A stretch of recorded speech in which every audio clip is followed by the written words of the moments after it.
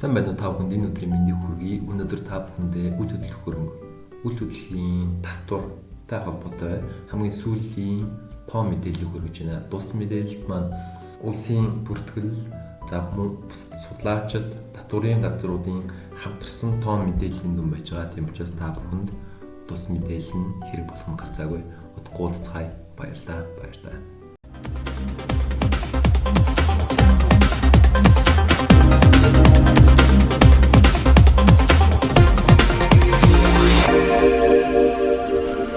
Сайн мэцхан өрх мөндөд үзэгчтэй тоонтой хөтөлбөр танд хүрч байна. За өнгөрсөн оны 6 дугаар сарын 5-нд үйл хөдлөх эд хөрөнгийн албан татварын тухай хуульд нэмэлт өөрчлөлт оруулснаар энэ оноос эхлэн иргэдэд үйлчлэх спортын зориулалттай барилга байгууламжийг үйл хөдлөх эд хөрөнгийн албан татвараас эхний 5 жилд 100% хөнгөлөхөөр болсон. За улсын бүртгэлд бүртгэгдсэн үнэлгээнээс 0.6-аас 2%-аар тооцож үйл хөдлөх эд хөрөнгийн албан татвар тооцох тухай хууль эргэцэн орчин 2000 онд батлагдсан байдаг. За өнгөрсөн хугацаанд 10 гаруй удаа энэ хуульд нэмэлт өөрчлөлт оруулсан байдаг. За татварын хуулийн шинжилгээг хүрээнд үйл хөдлөх эд хөрөнгийн албан татварын тухай хуульд тодорхой шинжилэл хийх хэрэгцээ байгаа гэдгийг их сурвалжууд хэлж байна.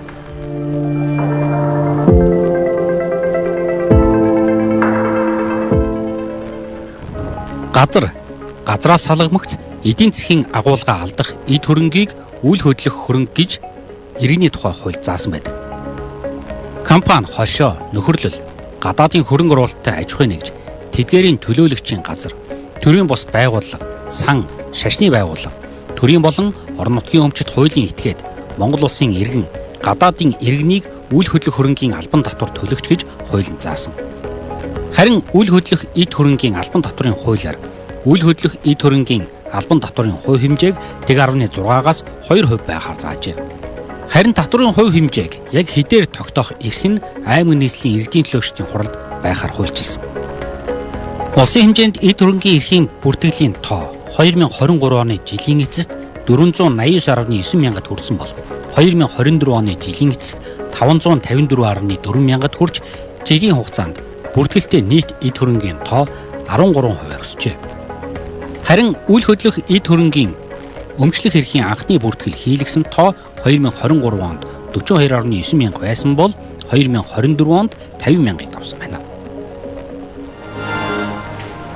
За эд хөрөнгийн эрхийн улсын бүртгэж байгаа бүртгэлийн тоо хэмжээ бол ер нь жил өөр бол тогтмол өсөх хандлагатай байдаг. За энэ бол мэдээж шин төлөвлөлтөй, шин суурьшлийн бүс үүсэнтэй холбоотой шинээр барилга байгууламж, орон сууц тийм ээ шинээр ихээр баригдсан. За иргэд хувийнхаа өмчлөлт ч гэсэн одоо орон сууц хашаа байсан цуслангийн байшин шинээр бий болохтой холбоотойгоор бол бүртгэлийн тоо хэмжээ бол ер нь байнга өсөн нэмэгдэж ирдэг жил ирэх тусам. За анх одоо шинээр бүртгэж байгаа шинээр бий болж байгаа үйл хөдлөх хөрөнгөний тоо бол жил дунджаа нэг 10 орчим хувь 15 орчим хувь өсөж явахад бол өмчлөх гэрээ хэлсний үндсэн дээр өмчлөхөр шилжүүлэх удаа авах гэрээгээр бэлгэлийн гэрээгээр арилжааны гэрээгээр ингээд бүртгүүлэх тоо бол тухайлбал 2023 оны жилийн эцсийн байдлыг 2024 оны жилийн эцсээр харьцуулахад нэг 7-8% өсөлттэй энэ үйл байдаг. Бэлгэлэх гэрээний бүртгэл бол харин жил ирэх тусам бол буурч ирж байгаа. Энэ нь бол нөгөө иргэд өмнө бол өмнөх жилүүдэд олон жилийн өмнө бол татвар төлөхгүй улмаас өмчлөх эрхээ бэлгэлэх гэрээгээр шилжүүлдэг байсан бол одоо бас хууль эрхцэн мэдлэгтэй болсон. Дээр нь бас явуулж байгаа тодорхой бодлогуудын хүрээнд бол гэрээгээ үн зөвөөр хийх байдлаар буюу үнэхээр худалдаж авч худалдаа авах гэрээгээр бүртгүүлдэг тохиолдлууд нэмэгдэж байгаа учраас бэлгэлийн гэрээний тоо бол буурж ирдэг жил ирэх тусам сэргээрээ худалдаа авах гэрээ арилжих гэрээ бусад өв залгамжлал болон бусад гэрээ хэлцлийн үндсэн дээр өмчлөх эрх шилжүүлэх гэрээний тоо бол байнга ингээд нэмэгдээ явж байгаа. За бүртгэлтэй үйл хөдлөх эд хөрөнгийн тоо өсхийн хэрээр татвар төлөгчдийн тоо нэмэгдэж байна. За манай улсын хувьд үйл хөдлөх хөрөнгийн албан татвар төлөгчдийн тоо хэмжээ бол 4-өөс 6 мянгаар жилд нэмэгдэж байгаа нь тоон үзүүлэлтээс харагдаж байгаа юм а. За 2021 онд үйл хөдлөх эд хөрөнгийн албан татвар төлөгчдийн тоо 36.8 мянга байсан бол хөрөнгийн тоо 55.8 мянга байжээ. 2022 онд үйл хөдлөх эд хөрөнгийн албан татвар төлөгчдийн тоо 49.2 мянга, за хөрөнгийн тоо 80.4 мянгад хүрч, за 2023 онд татвар төлөгчдийн тоо 49.6 мянга, харин хөрөнгийн тоо 79 мянга байсан бол, за өнгөрсөн оны байдлаар татвар төлөгчдийн тоо 54.7 мянгад хүрч, хөрөнгийн тоо 84.3 мянга давсан байна. За сүүлийн 4 жилийн хугацаанд үйл хөдлөх эд хөрөнгийн албан татвар төлөгчдийн тоо бараг 20 мянгаар өссөн байна. Үйл хөдлөх эд хөрөнгийн албан татварын тухай хуулийн дагуу үйл хөдлөх хөрөнгө өмчилдөг, үйл хөдлөх хөрөнгийн албан татвар төлөгч 54 мянга гаруй иргэн аж ахуйн нэгжийн хувьд жил бүрийн 2 дугаар сарын 10-ны дотор үйл хөдлөх эд хөрөнгийн татврын тайлангаа гаргаж татврын албанд хөрвүүлэх ёстой. Энэ оны хувьд хуулийн хугацаанд үйл хөдлөх эд хөрөнгийн албан татвар төлөгч иргэдийн 35% нь аж ахуйн нэгжийн 50% тайлангаа ирүүлжээ. Хэдийгээр үйл хөдлөх эд хөрөнгийн татвар төлөгчид бүгд тайлангаа ирүүлээгүйч хууль заасан татвар ноогдуулах үнэлгээний дагуу татврын албанаас татвар төлөгчдөд албан татврын ноогдол нэхэмжлэл үүсгэдэг. 2021 онд үйл хөдлөх эд хөрөнгийн албан татврын ноогдлын хэмжээ 141.7 тэрбум төгрөг байсан бол төлөлт 109.6 тэрбум төгрөг. 2022 оны татврын ноогдлын хэмжээ 195.8 тэрбум төгрөг, төлөлт 137.1 тэрбум төгрөг байсан бол өнгөрсөн оны хувьд үйл хөдлөх эд хөрөнгийн албан татврын ноогдлын хэмжээ 338.6 тэрбум төгрөг, төлөлт 24.6 тэрбум төгрөг байжээ.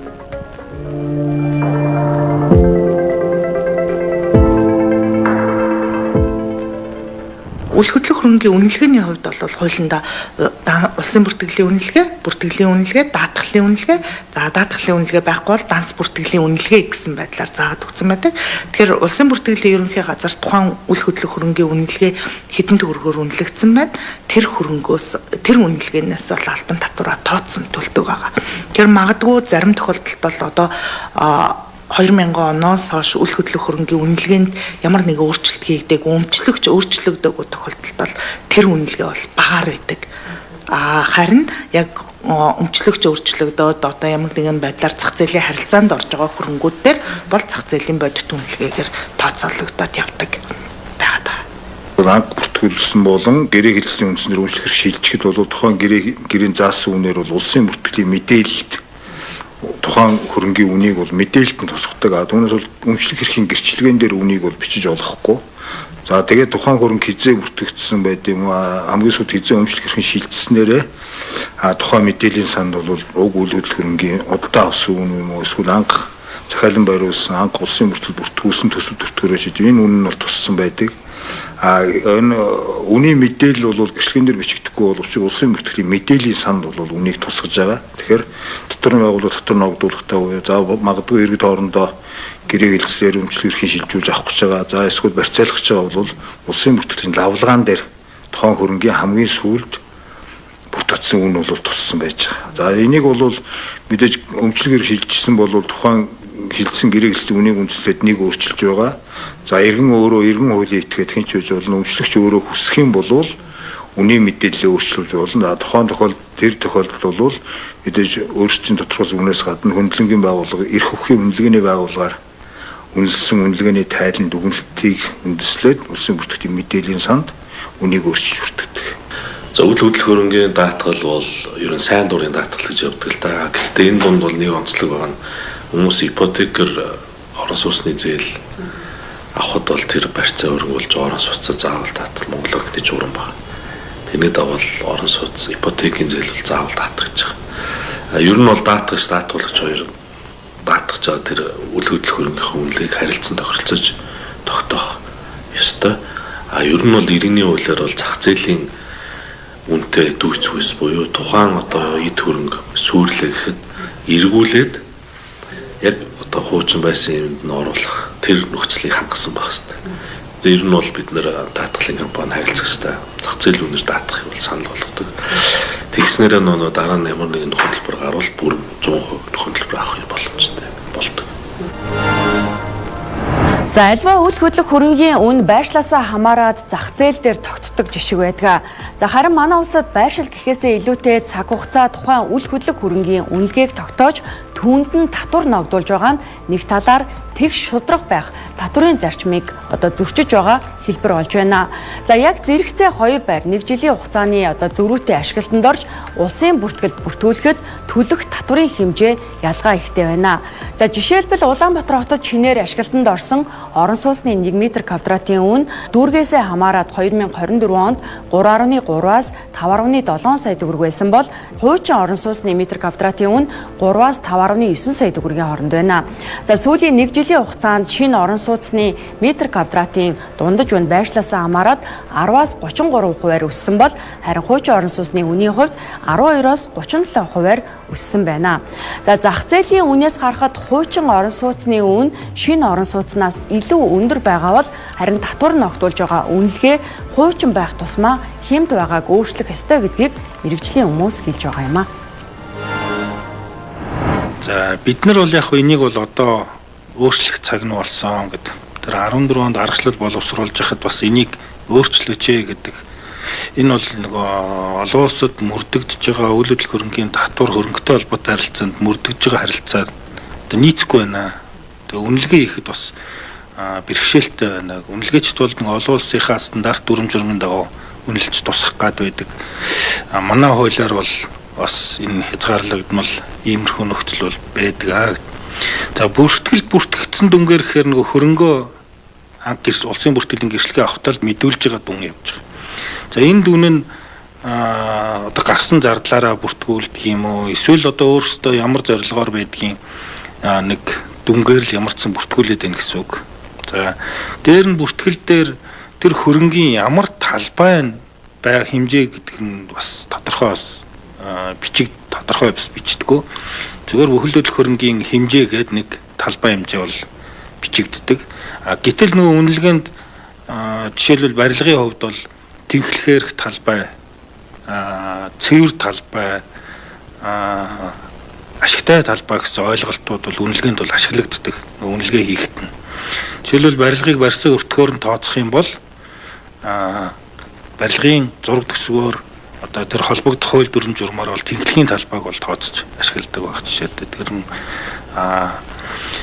орлогоор нь тооцож байгаа бол одоо орлого дээр нь үнэлж тооцож байгаа бол ашигтай талбай буюу түрээслэх боломжтой талбайг нь үнэлж тооцох хэрэгтэй байдаг.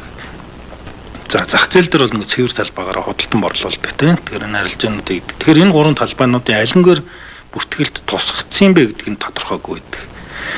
Тийм учраас бүртгэлд бол яг нэг тийм мэдээлэл өгöd байгаа энийг бас шинжлэх шаардлагатай байгаа. Үйл хөдлөлийн төрөнгийн татвар бол тухайн орон нутгийн татвар. Өөрөлдөх юм бол нийслэхгүй амьгч тэр дүүрэг тэгээд сумд ч гэсэн тий гол орон нутгийн их усрыг бүрдүүлдэг татвар.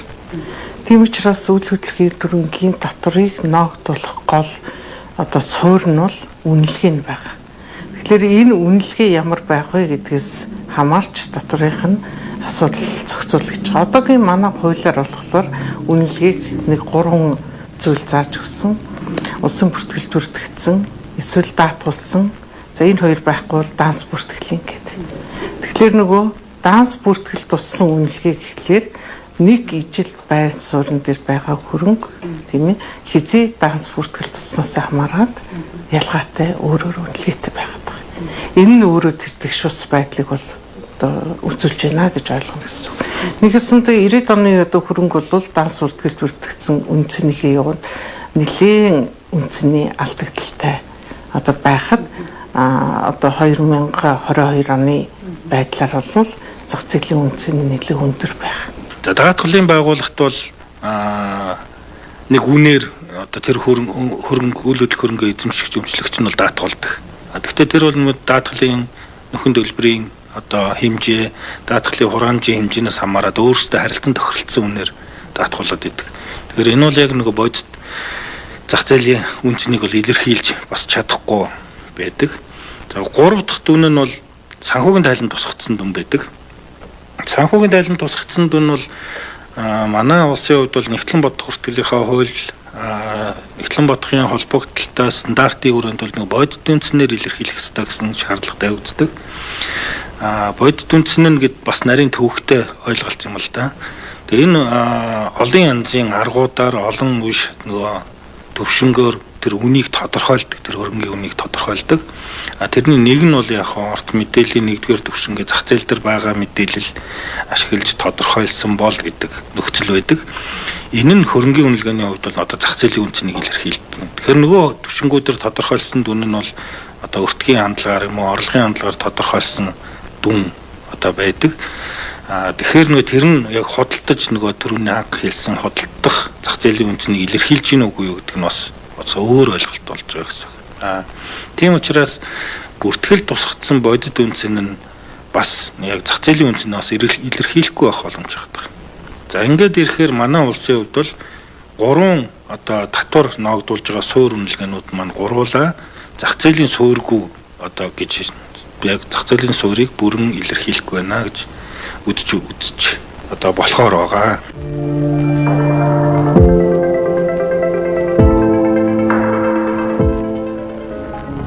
Өнөөдөр үйл хөдлөх хэд хөрөнгөд татвар ноогдуулж байгаа үнэлгээ нь зах зээлийн суурийг бүрэн илэрхийлэхгүй байна. Иймээс ч татварын хуулийн шинжилгээний хүрээнд энэ асуудлыг цэгцлэх ёстой гэдгийг мэргэжлийн төлөөллүүд хэлж байна. Хэдийгээр үйл хөдлөх эд хөрөнгийн татвар нь нөөт, хувь хүн, аж ахуйн нэгжийн орлогын албан татвар шиг төсөвт өндөр жин дардгүй ч жилээс жилд орлогын хэмжээ нэмэгдэж байна. Тухайлбал 2025 оны нийслэлийн төсвийн орлогыг харвал 48.6%-ийг хувь хүний орлогын албан татвар, 24.4%-ийг аж ахуйн нэгжийн орлогын албан татвар бүрдүүлж байгаа бол 6.7%-ийг хөрөнгийн албан татвар бүрдүүлэхээр байна. 2025 онд нийслэл хот хөрөнгийн албан татвараар 257.5 тэрбум төгрөгийн орлого бүрдүүлэх бол үүний 53.1%-ийг үйл хөдлөх эд хөрөнгийн албан татвар бүрдүүлэхээр байгаа юм а. Нийслэлийн үйл хөдлөх эд хөрөнгийн албан татврын орлогын хэмжээ 2023 онд 92.2 тэрбум төгрөг байсан бол 2024 онд 103.5 тэрбум төгрөг, энэ жилийн хувьд 136.7 тэрбум төгрөг байхаар байна. За хэдийгээр үйл хөдлөх эд хөрөнгийн албан татварын тухай хуульд татварын хувь хэмжээг 0.6-аас 2% хүртэл байхаар заасан байдаг ч 2013 оноос хойш нийслэл хотын хувьд 0.6-аас 1%-аар тооцож татварыг авч байна. За үйл хөдлөх эд хөрөнгийн албан татварын орлого 2025 онд өмнөх оноос 30 гаруй тэрбум төгрөгөөр нэмэгдэхээр байгаа нь үйл хөдлөх эд хөрөнгийн тоо өсөж байгаатай холбоотой юм а. За нөгөө талаар 2022 оноос эхлэн 2 ба түүнээс дээш орон сууц эзэмшдэг иргэдийн 2 орон сууцыг бол татвараас чөлөөлж, за тэрнээс дээш гарсан үйл хөдлөх хөрөнгөөс татвар авдаг болсон нь орлогын өсөлтөд тодорхой хэмжээгээр нөлөөлж байна. За нийслэлд 2-оос дээш орон сууц өмчилж байгаа 11,350 иргэн байгаа бол 21,153 орон сууцанд 16.8 тэрбум төгрөгийн албан татварыг ногдуулсан байна. 2022 оноос эхлээд үйл хөдлөх хөрөнгөний албан татварын хуулийн чөлөөлтийн хэсэгт бол нэмэлт өөрчлөлт орсон байгаа. За энэхүү заалтын дагуу иргэн 2-оос дээш орон сууц өмчилдөг болвол энэ дээр үйл хөдлөх хөрөнгөний албан татвар ногдно гэж гарсан байгаа. Тэгэхээр орон сууцны энэ татварын мэдээлэл дээр иргэд бол нөгөө гаражийг орон сууцад оруулах гэдэг байдлаар ингээд ойлгоод би нэг орон сууцтай нэг гаражтай учраас чөлөөлөгднө гэдэг байдлаар ойлгоод байдаг. Энэ ойлголт бол буруу. Тэгэхээр орон сууц гэдэгт бол орон сууцны тухай хуулийн дагуу хүн амьдран суух зорилттой орон сууц, хувийн сууц, цуслангийн сууц бол орон сууцанд ордог байгаа. Тэгэхээр гараж бол үйл хөдлөх хөрөнгөний албан татварын дагуу бол албан татвар төлөх үйл хөдлөх хөрөнгө болдог байна. 2 орон сууцнаас дээш үйл хөдлөх хөрөнгөний албан татвар ногдуулах энэ харилцааны дагуу болвол татварын алба тайлант хугацааны эхэнд татвар төлөгчдөд бол одоо санал асуулгыг хургуулждаг байгаа. Энэхүү санал асуулгын дагуу бол иргэн өөрөө аль орон сууцаа чөлөөлүүлэх үү, аль орон сууцнаасаа татвараа төлөх үү гэдэг сонголтыг хийснээрээ албан татварын ногдуулалт бол үүсдэг байгаа. Энэхүү сонголтыг бол одоо 2 сарын 15-наас эхлээд 3 сарын 1 хүртэл 25 оны санал асуулгыг бол иргэдэд бол хургуулахэр ингээд бэлтэж байна.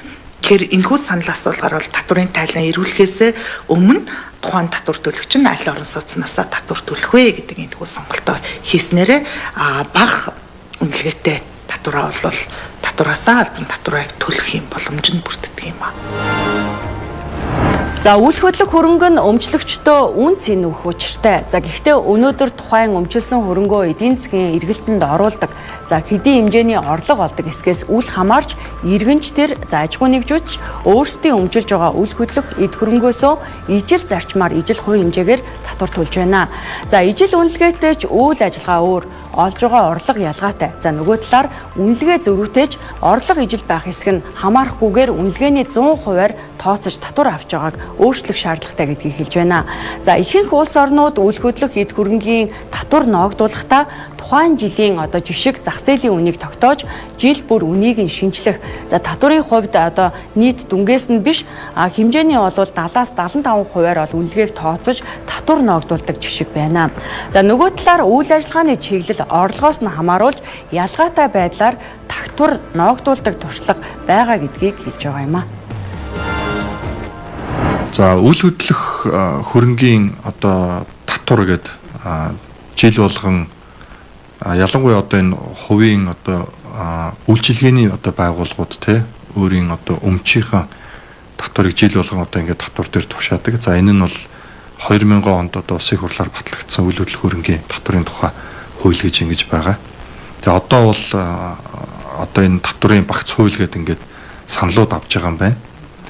Энтэй холбогдуулаад нийслэл бас тодорхой хувь хэмжээг ингээд тарифыг бас ингээд тогтоогод явдаг. Тэгэхээр ер нь бол аливаа энэ зах зээлийнхаа зарчмаар зарим хэвлэл мэдээллийн хэрэгслэр ч гэсэн ингээд хил ам болдго шүү дээ. Яг ижилхэн хоёр ингээд объект байхад нэг нь маш өндөр төлбөр төлж чинь, нэг нь маш бага төлбөр төлж чинь гэдэг. Тэгэхээр энэ бол нөгөө бид нар шудраг зах зээлийнхэн зарчмаар хандах ёстой. Тэрнээс адилхан 100 м-тэй А бүсэд байгаа хоёр объектыг хоёулаа яг адилхан ингээд тушаах ёстой гэдэг. Гэтэл тэр объект ямар зориулттай юм, ямар ашиг орлого олж байгаа юм гэдгээс хамаарат энэ тариф үн татвар нь өөр байх ёстой, уяатан байх ёстой гэж ингэж бодож байна. Нэгдүгээр энэ 3 үйл хөдлөх хөрөнгийн татварын тухай хууль заасан энэ 3 дүнгээс авж байгаа харилцааг болёо. Энэ бол аль нь зах зээлийн суурьгүй үнэлгээ юм байна. Хоёрт нь тэр олон улсад хэрэглэгдэж байгаа энэ татварын үнэлгээнд баримталж байгаа масс үнэлгээ, энэ бөөнөр нь үнэлдэг үнэлгээний энэ тогтолцоо юмыг бол хэрэгжүүлье, нэвтрүүлье. Улсын хэмжээнд бүх үйл хөдлөх хөрөнгүүтээ бүртгэе. Нэгдсэн бүртгэлтэй болёо. Энэ бүртгэлийн систем нь бол улсын хэмжээнд улс бол хийх ёстой ажлын гол чухал ажил юм. Хөрөнгөө мэдхгүй, хаана ямар хөрөнгөө мэдхгүй, ямар татвар ноогдуулахаач бас мэдхгүй, зөвхөн бүртгэлтэй эсвэл хөдөлгөөнд орж байгаа хөрөнгүүдэл эдийн засгийн эргэлтэнд орж байгаа хөрөнгүүдэл мэдээд байгаа болохоос эргэлтэнд ороогүй хөрөнгүүд маш олон бас байгаад байдаг. Тэгэхээр энэ бүх хөрөнгө бол бүртгэлтэй байх ёстой. Тэгэхээр энийг тогтолцоогоо бас улсын хэмжээнд нэгдсэн бодлогоор хэрэгжүүлэх хэрэгтэй юм байна. За тэгээд тэрэн дээрээ тулгуурлаад бүх хөрөнгүүдийн хувьд бол жишг үнэлгээний асуудал хөндөгдөж орж ирнэ. Жишг үнэлгээ нь бий болоод үнэлгээний бүсчлэл гэдэг ойлголт бий болоод ирэх юм бол жил болгон тэр татварын суурьаараа тэр үнэлгээнүүдээ шинжилээд ингээд зах зээлийнхаа үнцэнтэй уялдуулаад шинжилээд тухайн жилдээ мөрдөөд ингээд яваадах боломж байна гэж бид нар бол үзэж байгаа. Олон улсын зүгээр практикийг ингээ харахад тухайн орон нутгаас нь үнэлгээний юуг хуульчилж өгсөн байна. Тэгээд жишээлбэл 10 сарын 1-ний байдлаарх үнэлгээнд тулгуурлагдаж үйл хөдлөх эдрөнгийн албан татварыг ногдуулнаач гэдэг юм уу тий. Ингээд яг тодорхой заагаад өгсөн байдаг. Тэгээд тэр үнэлгээний төвл юун дээр тулгуурлах төвлийг зах зээлийн ханшин дээр тогтож явж гин гэсэн. За цар тахлын жилүүдэд улс орнууд хил хаагдаж хөл хорой тогтоосон нь үйлчлэгээний салбаруудад томоохон хүндрэлийг бий болгосон. За тэр дундаа зочид буудал, зах худалдааны төвүүд эзгүүрч, за ердийн үеишгээ ашиг орлого олоогүй хэдий ч үйл хөдлөх эд хөрөнгийн татвараа тогтсон хэмжээгээр төлөх хуулийн хариуцлагаас тэд бултраагүй юм а. За хууль зааснаар татварын үр төлөх хугацааг 2 хүртэл жилээр хойшлуулах арга хэмжээг тухайн үед аж ахуйн нэгжүүд авсан ч татварын хуримтлагдах нөхцөл болсон юм а. За энэ мэт орлого олж байгаа эсгээс үл хамааран аж ахуй нэгжүүдэд одоо татвар ноогдуулдаг 10-20 жил болсон ч өмчлөгч өөрчлөгдөөгүй гэх шалтгаанаар зах зээлийн жишгт нийцэхгүйгээр үнэлгээ одоо тогтоож татвар тооцох. За үнэлгээний 100%-аар татварыг авах зэрэг олон асуудлууд өнөөдөр аж ахуй нэгжүүдэд ээлгүй тэг шудраг бус байгаа гэдгийг хэлж байгаа юм а. За иймээс үл хөдлөх эд хөрөнгийн албан татварын одоо хуульд байгаа энэ олон асуудлыг цаашид шийдвэрлэх шаардлагатай гэдгийг энэ удаагийн дугаараар та бүхэнд хөндлөө хамт байсанд баярлалаа.